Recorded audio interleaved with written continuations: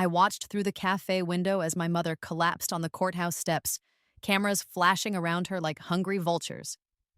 My half-sister Melissa stood frozen beside her, designer sunglasses unable to hide the horror on her face as federal agents led my father away in handcuffs. The headline on my phone read, "Tech mogul Chen family empire crumbles. Fraud, embezzlement, tax evasion." I took a slow sip of my coffee, savoring its warmth. It tasted like victory. They had no idea I was watching. They had no idea where I'd been for the past 3 years. They had no idea that every domino that had fallen, crushing their perfect lives, had been carefully positioned by the daughter they'd abandoned at Beijing railway station when I was 17. The daughter who'd died that night. The daughter who'd somehow opened her eyes 12 years in the past, given an impossible second chance. My phone buzzed. "Miss Lin, the wire transfer is complete. Congratulations on the acquisition." I smiled. The Chen family's former headquarters, the gleaming tower my father had built with money he'd embezzled from investors, now belonged to me. The irony was delicious, but I'm getting ahead of myself. Let me take you back to where it truly began. Not at that train station, though that's where everything ended the first time. No, it began years before, in the sprawling Chen mansion, where I learned that being born to the wrong mother meant you weren't really born at all. My earliest memory is of my mother's hands, not the elegant, manicured hands of Madame Chen, my father's wife, Melissa's mother, the woman who ruled our household like an empress. No, I remember my own mother's hands, rough, calloused, with broken nails from the housework Madame Chen assigned her, even as she grew heavy with pregnancy. With me. My mother had been a maid in the Chen household, young, beautiful, naive. My father had been 28, already married to Madame Chen for 5 years, already desperate for a child that never came. What happened between them? I never got the full story. My mother died when I was 6, a sudden illness that the family doctor declared tragic but unsurprising given her weak constitution. Years later, in my first life, I'd find the medical records hidden in my father's safe. The illness hadn't been natural. Madame Chen had been slowly poisoning her for months. But at 6, I knew none of this. I only knew that my mother was gone, and I was alone in a house full of people who hated me. My father never acknowledged me publicly. To the world, I didn't exist. I lived in the servants' quarters, ate after everyone else, wore Melissa's cast-offs, though we were the same age. I attended the local public school while Melissa went to the International Academy. When guests came, I was told to stay in my room, or better yet, leave the house entirely. "You're a stain," Madame Chen told me once, her voice cold and clinical as she inspected my school uniform, wrinkled because I'd had to iron it myself at age 9 and didn't know how. "A constant reminder of your father's moment of weakness. If I could erase you, I would." Melissa was worse. She knew I was her half-sister, had known from the beginning, and she delighted in making my life hell. She'd steal my homework and turn it in as her own. She'd tell teachers I'd cheated when I scored higher than her. She'd pour water on my bed so I'd have to sleep on wet sheets, then tell the servants I'd wet myself like a baby. When I was 12, she pushed me down the stairs and told everyone I'd tripped. I broke my arm. My father didn't even visit me at the hospital. He sent a servant with money for the bill. I endured because I had no choice. I studied hard, believing that education would be my escape. I got straight A's despite having no desk, no quiet place to work, no tutors like Melissa had. I won academic competitions that the family never attended. I dreamed of university, of scholarships, of freedom. That dream kept me alive through everything they did to me. When I was 15, I overheard my father and Madame Chen arguing. "We need to do something about her," Madame Chen hissed. "She's getting older, prettier. People will start asking questions." "What do you suggest?" my father asked, sounding weary. "Send her away. There are boarding schools in remote provinces. We'll tell anyone who asks that she's a distant relative we're helping out of charity." But they never did send me away. That cost money, and why waste it on me? Instead, they simply tightened the noose. Less food, more work. Impossible standards that I could never meet, followed by punishments for failing. When I was 16, I discovered I'd scored high enough on the national exam to qualify for Peking University, one of the top schools in the country. Full scholarship, It was everything I'd worked for, everything I'd dreamed of. I never got to attend. The night I received my acceptance letter, Melissa stole it from my room. I found it weeks later, crumpled in her trash can, long after the deadline to respond had passed. She'd known what it was. She'd destroyed it deliberately, and when I confronted her, she just laughed. Did you really think they'd let you go? You're nothing, Shulan. You exist to make my life easier. That's your only purpose. I broke down that night. Truly, completely broke. I cried until I couldn't breathe, until my throat was raw, until I wanted to die. I didn't know then that I would get my wish. The day it happened was December 23rd. I was 17. Madam Chen called me into the sitting room where the family was gathered. My father was there, Melissa too, both dressed for travel. Suitcases stood by the door. We're going to Singapore for the holidays, Madam Chen announced. We'll be staying through New Year's. You, of course, will remain here to mind the house. I nodded. This was normal. I was always left behind.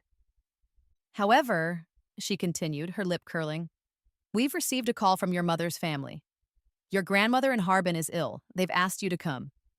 I stared at her. I'd never met my mother's family. They'd disowned her when she got pregnant, had refused to attend her funeral. Why would they want me now? Really? I whispered. Madam Chen's smile was sharp as a knife. Really? In fact, we've already purchased your train ticket. You leave today. Your train departs at 6 p.m. from Beijing railway station. My father handed me an envelope. Inside was a single train ticket to Harbin and 200 yuan. Barely enough for a few days of food. Pack quickly, he said. We'll drop you at the station on our way to the airport. I should have known something was wrong. The rush, the timing, the fact that they'd never shown this kind of consideration before. But I was 17 and desperate for any connection to my mother, any family that might actually want me. I packed my few belongings in an old backpack, some clothes, my mother's photo, my school books, and got in the car. They didn't speak to me during the drive. Melissa sat in the front seat, scrolling through her phone, occasionally giggling at something. Madam Chen stared out the window. My father drove in silence. We arrived at Beijing railway station at 5:30 p.m. The December wind cut through my thin jacket as I stood on the curb, backpack clutched to my chest. Well, Madame Chen said, off you go. I hesitated. Shouldn't we exchange contact information in case something happens? Melissa laughed, a cruel sound. Oh, Shulan, you still don't understand, do you? My father's expression was unreadable. You have the address in Harbin. They'll be expecting you. Goodbye. He pulled away from the curb before I could respond. I stood there for a moment, confused, then headed into the station. It was chaos inside. Throngs of people rushing for their trains, announcements blaring, vendors shouting. I found my platform and checked my ticket, and that's when I saw it. The ticket was dated for the following day, December 24th. Today was the 23rd. My train wasn't leaving tonight. It left tomorrow night. Panic seized me. I had 200 yuan and nowhere to go. The Chen family was already gone, probably at the airport by now. I had no phone of my own, no way to contact them even if I'd wanted to. The house would be locked up tight, the servants given the week off. I stood on that platform, 17 years old and utterly alone, and understood with crystal clarity. They'd done this on purpose. They'd abandoned me here, given me the wrong date deliberately. They hoped I'd, freeze on the streets, get kidnapped, die? The terrible thing was they'd almost succeeded, and I tried everything. I went to the station office, but they couldn't help without proof of fraud. I went to a police station, but the officers looked at my cheap clothes and lack of ID and told me to stop wasting their time.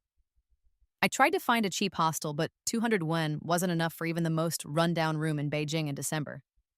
As night fell and the temperature dropped below freezing, I huddled in a 24-hour McDonald's, nursing a cup of hot water I'd gotten for free, trying to make myself invisible so they wouldn't kick me out. At 2 a.m., they did anyway. I wandered the streets, shaking with cold. My thin jacket was useless. My lips turned blue. My fingers went numb. I could barely think through the fog of hypothermia. At 4 a.m., I collapsed in an alley. At 4:30 a.m., I died. I remember the cold seeping into my bones, becoming part of me. I remember thinking with something like relief that at least it would be over. No more cruelty, no more pain, just peace. I remember closing my eyes and then I opened them again. And I was 5 years old, sitting at the breakfast table in the servants' quarters, eating congee. The first thing I did was scream, and the second thing I did was look down at my hands, small, chubby, a child's hands, and scream again. The third thing I did was burst into hysterical tears that brought the housekeeper running. Shulan, what's wrong? Did you have a nightmare? A nightmare, yes. 12 years of living, dying in an alley at 17, all a nightmare. Except I remembered every second, every beating from Melissa, every cruel word from Madame Chen. Every moment my father looked through me like I was invisible, the cold seeping into my bones as I died alone. I remembered it all. It took me 3 days to accept that this was real. That somehow, impossibly, I'd been given another chance. That I was truly 5 years old again, 1 year before my mother would die, 12 years before they'd leave me at that train station. Once I accepted it, something inside me calcified into steel. They had killed me. Maybe not directly, but they'd set the stage, given me the props, and watched as I died of exposure on Beijing's frozen streets. In this life, I wouldn't let them have the chance. I observed everything with new eyes. I saw Madame Chen's visits to my mother's room late at night, the way my mother grew weaker after each one. I saw where she hid the powder she was using to poison her, a slow-acting toxin that mimicked natural illness, and I couldn't prove it. I was 5. No one would believe me. But I could save my mother. I started dumping out her tea whenever Madame Chen prepared it, claiming I'd been clumsy. I'd accidentally knock over the special soup that appeared on my mother's meal trays. I threw tantrums to distract the servants when Madame Chen tried to add something to my mother's medicine. It worked. My mother grew stronger instead of weaker. The family doctor pronounced her recovery miraculous. Madame Chen was frustrated. I could see it in her tight smiles and sharp words. But she couldn't openly continue her campaign with my mother improving so dramatically. When I was 6, the age my mother had died the first time, she was healthy and strong. Madame Chen had finally given up. But that didn't solve our fundamental problem. We were still trapped in the Chen household, still at their mercy. Mama, I said one night, my 6-year-old voice clear and purposeful, we need to leave. She looked at me, startled. Julan, we can't. We can, and we must. I'd been planning this for months. I know where father keeps his cash. I know when the servants have days off. I know how to get us to the train station. We can go to Harbin, to your parents. They'll take us in. They won't, she said sadly. They disowned me when I got pregnant. They'll change their minds when they see you're in danger. Please, Mama, trust me. Something in my voice, too old, too certain for a 6-year-old, must have convinced her. Or maybe she was just desperate enough to try anything. We left 3 weeks later, in the middle of the night. I'd stolen enough money from my father's emergency stash to buy us train tickets and sustain us for a few weeks. We took nothing but a single suitcase and the clothes on our backs. My mother's parents were shocked to see us on their doorstep in Harbin. But when my mother collapsed from exhaustion and fear, when they saw how thin she'd become despite her recovery, when she finally told them everything, the poisoning, the abuse, the way the Chen family treated their own daughter, their anger melted into guilt and grief. They took us in. We never went back to Beijing. The next 11 years were hard, but honest. My grandfather was a retired engineer, my grandmother a former teacher. They weren't wealthy, but they were kind. For the first time in either of my lives, I knew what it meant to be loved. My mother got a job at a local school. I attended the same school. And this time, with a quiet place to study and adults who encouraged me, I excelled even more than I had in my previous life. But I never forgot. I couldn't forget. I knew exactly what the Chen family would do with their lives because I'd watched it happen the first time. My father would expand his tech company through increasingly shady means, embezzling from investors, cooking books, bribing officials. Madame Chen would cultivate her image as a philanthropist while secretly siphoning charity money into offshore accounts. Melissa would marry a wealthy heir and become a social media influencer, her life an endless parade of luxury and excess, and it would all be built on fraud and corruption. In my first life, I died before any of it came to light. But I'd read enough, heard enough, to know that their empire had cracks. It was just a matter of finding them and applying pressure. I started when I was 12, 7 years into my second life. My grandfather had taught me about computers, and I'd taken to them like a fish to water. With memories of technology from my previous life's future, I was able to learn programming and systems administration far faster than should have been possible for a child. I created my first fake identity at 13, then a second and a third. I built a network of digital personas, each with their own credentials and backstories. Through them, I started gathering information and I hacked into my father's company servers. It was easier than it should have been. They had terrible security. I copied everything: financial records, emails, contracts. I did the same with Madame Chen's charity foundation and her personal accounts. What I found was worse than I'd remembered: the embezzlement, the bribes, the fake contracts and shell companies, the investors who'd lost everything while my father bought his third mansion, the charity donations that never reached the people they were meant to help. I documented everything, organizing it meticulously, but I didn't act, not yet. I was 15 when my mother asked me, "Zulan, why are you doing all this?" We were sitting in our small apartment. We'd moved into our own place when I was 12, though we still visited my grandparents every week. My mother had seen my coding, my late nights at the computer, though she didn't know what I was really doing. "Because they need to pay," I said simply. She was quiet for a long moment. Then, "Your father came to Harbin last month." My head snapped up. "What?" "He found us. I don't know how. He came to my school, asked to speak with me." Her hands trembled around her teacup. "He wanted us to come back. Said he'd made a mistake, that he missed his daughter. He offered money." "What did you say?" "I told him to leave and never contact us again." Her voice was steel. "I told him that he'd given up any right to call himself your father the day he allowed his wife to poison me. That I had proof. That I'd kept evidence all these years, and if he ever tried to take you from me, I'd go to the police." I stared at her. "Mama, you knew?" "Of course I knew. I'm not stupid, Julan. I just couldn't prove it while we were under her roof." She looked at me with tired eyes. "He left, but he's not going to give up. He's filing a petition for parental rights. He wants custody of you." The cold fury that had been simmering in my chest for 11 years suddenly blazed into an inferno. "Then it's time," I said. "Time for what?" "For them to fall." I was 17 when everything came together, the same age I'd been when I died, though now I was strong, healthy, and very much alive. I'd spent years building my network, gathering evidence, and positioning myself perfectly. The first domino was my father's company. I'd created a fake identity, a promising young investor named David Zhang, and had been corresponding with my father for months. David was interested in investing significant capital in Chen Technologies. My father, always greedy for more, had jumped at the opportunity. Through this correspondence, I'd gained access to even more internal information. I'd also planted a few files of my own. Nothing that would immediately be noticed, but enough to create a trail. The second domino was Madame Chen's charity.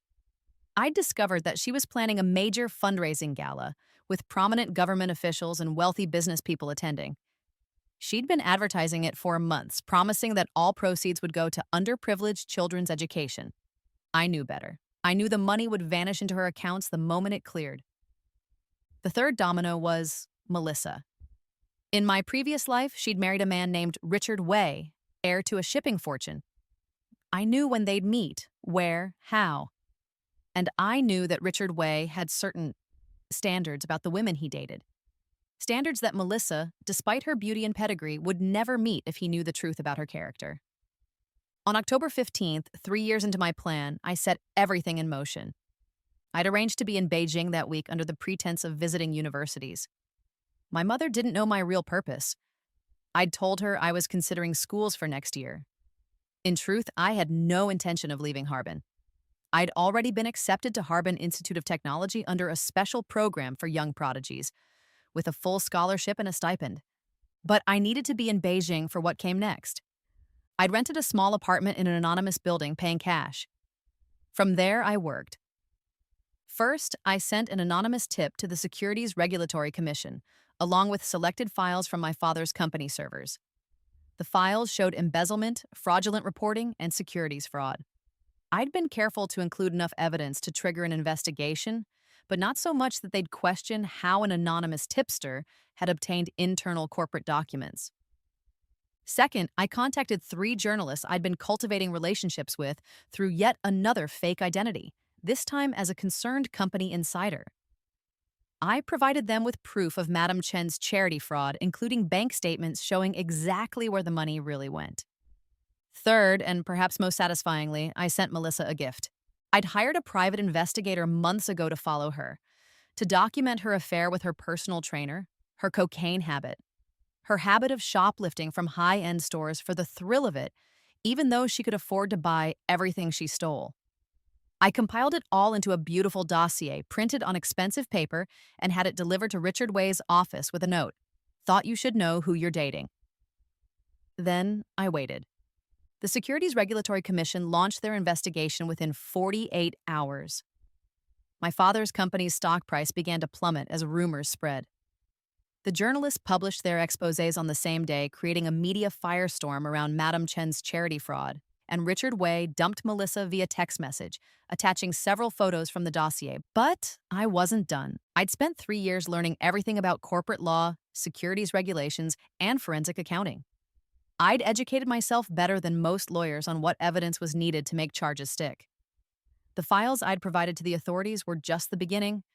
I'd left a trail of breadcrumbs for them to follow, each one leading to more damning evidence. When the authorities raided my father's company, they found everything. When they froze Madam Chen's assets, she couldn't hide her offshore accounts. I'd already provided anonymous tips about those too. When they started digging into their taxes, they discovered years of evasion and fraud. The house of cards collapsed spectacularly. Within a month, my father was arrested. Madame Chen was facing multiple lawsuits and criminal charges. Their assets were frozen, their bank accounts seized. Melissa's social media empire crumbled as sponsors dropped her one by one, unwilling to be associated with the scandal. The Chen family name became synonymous with corruption and greed. And through it all, I watched from my apartment in Beijing, monitoring everything through my network of fake identities and hacked systems. But here's what made it truly perfect. I wasn't done yet. You see, when a company like Chen Technologies faces scandal and its assets are frozen, there's a period where everything is in limbo. The company still has value, the technology, the patents, the client relationships, but the contaminated leadership makes it toxic. That's where I came in. Through my David Zhang identity, which I'd been carefully building for 3 years, complete with a fabricated but impressive investment history, I made an offer. I would acquire Chen Technologies at a steep discount, promising to restructure it, restore public confidence, and make the company whole again. The authorities, desperate to recover something from the wreckage to pay back defrauded investors, agreed. I bought my father's company for a fraction of its worth. Then I revealed my true identity. The day I walked into the courthouse, I wore my mother's favorite dress, the one she'd been wearing the day we fled to Harbin 12 years ago. My hair was pulled back in a simple bun. I wore no makeup, no jewelry. I wanted them to see me exactly as I was, the girl they'd thrown away, the daughter they'd tried to kill. My father was already there, his lawyer beside him, his face haggard and gray. He looked older than his 45 years, worn down by the weight of his crimes. He didn't recognize me at first. "Excuse me," his lawyer said as I approached. "This is a private meeting." "My name is Chen Xulan," I said clearly. "I'm here to claim my inheritance." My father's head snapped up. His face went white. "Xulan, but you're dead?" I smiled, and it was not a kind smile. "Is that what you thought, that I'd frozen to death in some alley after you abandoned me at the train station?" His mouth opened and closed soundlessly. "I almost did," I continued conversationally. "It was close. But I survived. And I've spent the last 12 years waiting for this moment." "I don't understand," he whispered. "Then let me explain." I pulled out a folder and dropped it on the table between us. "This is a DNA test confirming I'm your biological daughter. This is my birth certificate. This is documentation of my mother's employment in your household. This is proof that you supported me financially. Minimally, of course, but enough to establish paternity responsibility until I was 17. I opened another folder. This is documentation of your assets prior to the federal seizure. And this is a petition for my legal inheritance rights as your biological child. His lawyer grabbed the documents, scanning them rapidly. His face grew more and more alarmed. Under Chinese law, I said, children have inheritance rights, regardless of legitimacy. You never formally disowned me. You never adopted me out. On paper, I'm still your daughter, which means I'm entitled to a share of your assets, whatever's left after your creditors are paid. There's nothing left, my father said hoarsely. Everything's been seized. Not everything. I smiled again. For example, there's the matter of your company, Chen Technologies. It's been acquired by an investment group. Did you know the acquisition price was significantly below market value? Did you know that someone stood to make a fortune restructuring and reselling it? His eyes widened as understanding dawned. That investor was you? I prefer to think of it as taking back what should have been mine from the beginning. You built that company with money that should have gone to supporting your daughter. Consider this: retroactive child support. The lawyer started to object, but I cut him off. Save it. Everything I've done is completely legal. The acquisition went through proper channels. My identity was verified by the Regulatory Commission. The sale was approved by the court. Your client failed to disclose a biological child in his asset declarations, which is his problem, not mine. I leaned forward, my voice dropping. But more than that, I want you to understand something. I didn't do this for the money. I did it because you left me to die. You and your wife and your precious daughter. You threw me away like garbage and you didn't lose a single night's sleep over it. Xulan, don't. The word cracked like a whip. You don't get to say my name. You gave up that right when you handed me a ticket for the wrong day and drove away. Tears were streaming down his face now. I'm sorry. God, I'm so sorry. It wasn't supposed to. We didn't mean for you to die. Yes, you did. Maybe not consciously, but you knew what you were doing. You knew a 17-year-old girl with no money and nowhere to go wouldn't survive a Beijing winter. I stood up, gathering my folders. You'll be sentenced to 15 years for your crimes. Madam Chen will get 10. Melissa. I paused. Melissa's charges are lighter, but she'll never recover socially. Her reputation is destroyed. Richard Wei won't take her back, and no one else of her caliber will want her either. She'll spend the rest of her life as a cautionary tale. And you? My father asked, his voice breaking. What will you do? Me. I'm going to go back to Harbin. I'm going to finish my degree. I'm going to run my company, yes. I'm keeping Chen Technologies, but I'm renaming it. Something new, something clean. I paused at the door. And I'm going to live my life surrounded by people who actually love me. People like my mother, who you tried to kill. People like my grandparents, who welcomed us when we had nowhere else to go. Xulan, please. Goodbye, Mr. Chen. I walked out without looking back. I passed Madam Chen in the hallway. She was being escorted by 2 officers, her hands cuffed in front of her. She looked up as I passed, and for a moment, our eyes met. Recognition flashed across her face, followed by disbelief, then rage. You, she hissed. You're that little bastard. I'm the little bastard who won, I said calmly. I'm the little bastard who destroyed everything you built. I'm the little bastard you tried to poison, to discard, to erase. And I'm the one walking out of here free while you're going to prison. She lunged at me, but the officers held her back. Sleep well, Madam Chen. I know I will. I found Melissa last. She was sitting in a waiting area, her designer clothes looking rumpled, her perfect makeup smeared from crying. Her phone was clutched in her hand, screen dark. No doubt all her friends had stopped answering her calls. She looked up as I approached. For a long moment, she just stared at me, uncomprehending. Then, Xulan? Hello, Melissa. But you're supposed to be dead. We left you at the train station. Yes, I remember. I sat down across from her, maintaining a careful distance. Tell me, did you ever feel guilty, even once? She swallowed hard. It wasn't my idea. Mother said, father said. You never take responsibility for anything, do you? I shook my head. You pushed me down the stairs when we were 12. You stole my acceptance letter to Peking University. You poured water on my bed, stole my homework, told lies about me to teachers. You made every single day of my life a living hell, and you enjoyed it. I was just a kid. So was I. My voice was hard. But I never tortured you. I never tried to ruin your life. I just wanted to be left alone. Melissa's face crumpled. What do you want from me? An apology? Fine. I'm sorry. I'm sorry for everything. Is that what you want to hear? No, I said softly, because you're not really sorry. You're sorry you got caught. You're sorry your life is ruined, but you're not sorry for what you did to me. You still don't think I mattered enough for that. I stood up. I want you to know something. Every time you look in the mirror and see what you've become, broke, disgraced, alone, I want you to remember that this is what happens when you treat people as less than human. This is karma. This is justice. And this is me, the little sister you tried to destroy, walking away from you forever. Julan, wait. But I didn't wait.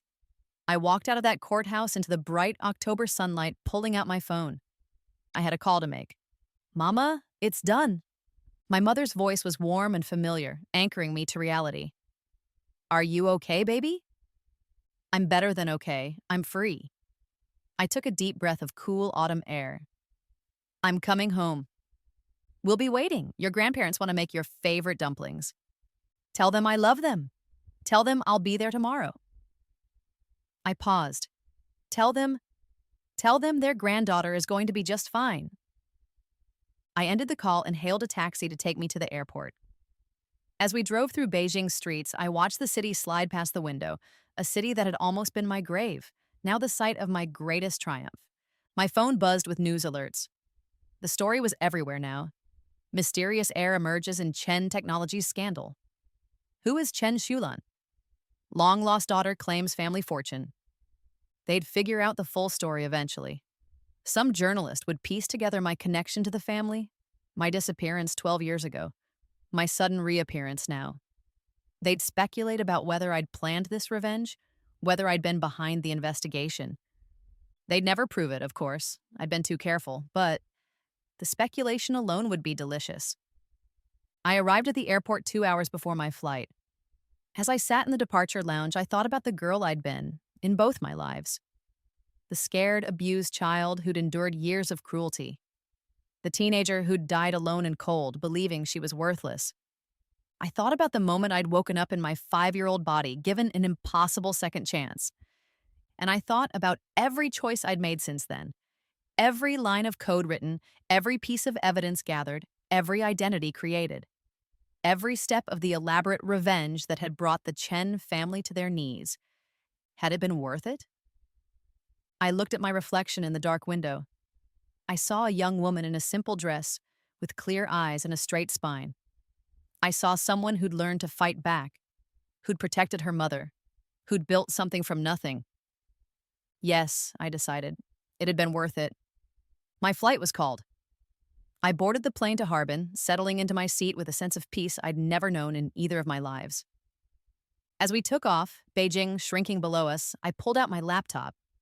Chen Technologies, soon to be renamed Lin Technologies after my mother, needed restructuring. I had meetings with the remaining board members next week, plans to compensate the defrauded investors, strategies to rebuild the company's reputation. It would be a lot of work.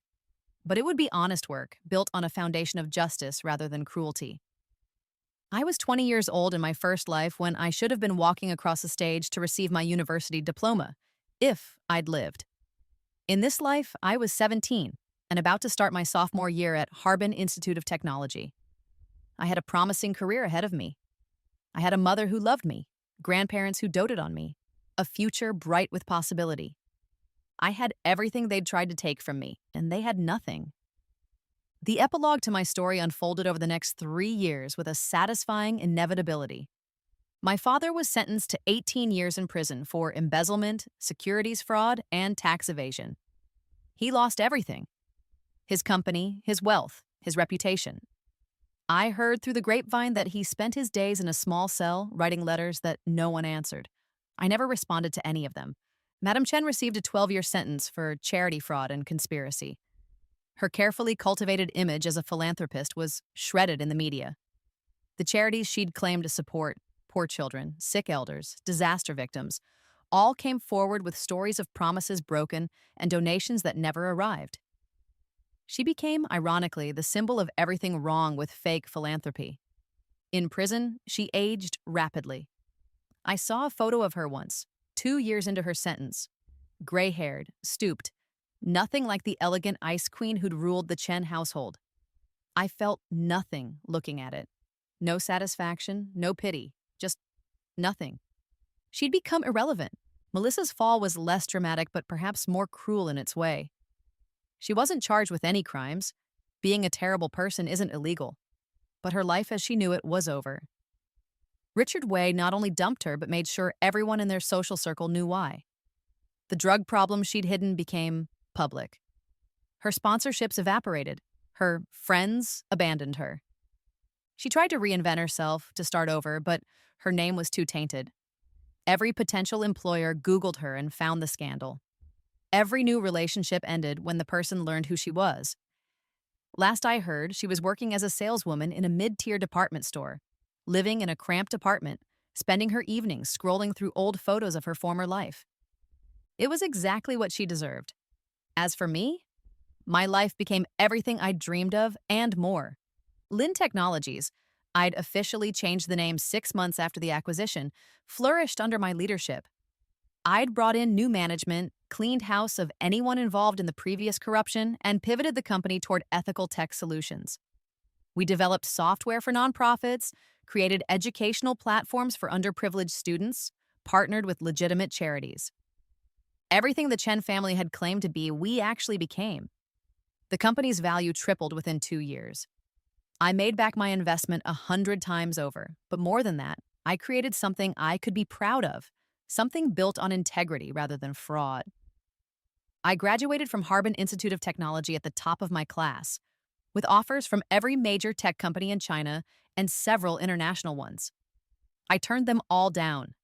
Why would I work for someone else when I had my own company to run? My mother thrived too. With the money from Lin Technologies, I'd bought her a beautiful house in Harbin. Nothing ostentatious, just a warm, comfortable home with a garden. She continued teaching because she loved it, but now she did it because she wanted to, not because she had to. My grandparents retired comfortably. I made sure they never had to worry about money again. Every Sunday we had dinner together, my mother, my grandparents, and me. Sometimes I'd invite colleagues or friends. The house would fill with laughter and the smell of my grandmother's cooking, and I'd think about how different this was from the silent, hostile dinners at the Chen mansion. This was what family was supposed to feel like. On the 3-year anniversary of my father's arrest, I did something I'd been planning for a while. I established a foundation in my mother's name, the real kind, with full transparency and third-party auditing. It provided scholarships to students from disadvantaged backgrounds, particularly those from single-parent households or complicated family situations. Kids like me. The first scholarship recipient was a 16-year-old girl from rural Yunnan whose father had abandoned her family. She reminded me of myself, brilliant, hardworking, carrying the weight of impossible circumstances. I met her when she came to Beijing for the award ceremony. "Thank you," she said, her eyes shining with tears. "This scholarship, it's everything. It's my future." "No," I told her gently. "Your hard work is your future. Your intelligence is your future. This scholarship is just a tool to help you build it. Don't ever forget that you earned this." She nodded, and I saw in her face the same determination I'd felt at her age, the same refusal to let circumstances define her. I gave out 50 such scholarships that year. I planned to double it the next year. It felt like closing a circle. The Chen family had tried to deprive me of education, of opportunity, of a future. Now I was making sure other kids in similar situations wouldn't face the same obstacles. It was the best revenge I could imagine, turning their cruelty into something beautiful. On my 20th birthday, the age I'd been when I died in my first life, I went back to Beijing railway station. I hadn't been there since the night of my triumph 3 years ago. And before that, not since I was 17 in my first life. It looked the same crowds, the same chaos, the same cold December wind cutting across the platforms. I stood where I'd stood that night in my first life, the night they'd abandoned me, the night I'd died. I closed my eyes and remembered the confusion, the fear, the desperate cold. The way hope had leaked out of me like warmth until there was nothing left but the certainty that I didn't matter, that I never had, that this was all I deserved. Then I opened my eyes and looked around at the station with its bustling crowds, at the city stretching out beyond it, at the life I'd built from the ashes of that death. I survived, I said softly, to the ghost of the girl I'd been. I survived, and I won, and they'll never hurt anyone again. The words felt like a benediction, like a closing chapter. I turned and walked out of the station, pulling my coat tight against the cold. My driver was waiting. I could afford a driver now, though I usually took the subway out of habit. But today felt like a day for small indulgences. "Where to, Miss Lynn?" he asked. I smiled. "Home. Take me home." As we drove through Beijing's streets, I watched the city lights reflect off the car windows, painting everything in shades of gold and silver. My phone buzzed with messages. My mother confirming dinner plans, a colleague asking about a Monday meeting, a friend inviting me to a gallery opening. People who cared about me. People who saw me as human, as valuable, as worthy of love and respect. I thought about my father in his cell, writing letters no one would read. I thought about Madame Chen, growing old and gray behind bars. I thought about Melissa scrolling through photos of a life she'd lost. I didn't hate them anymore. I didn't feel anything for them at all. They were the past. They were the price I'd paid to become who I was now. Stronger, smarter, kinder. They'd tried to break me, and instead they'd forged me into something unbreakable.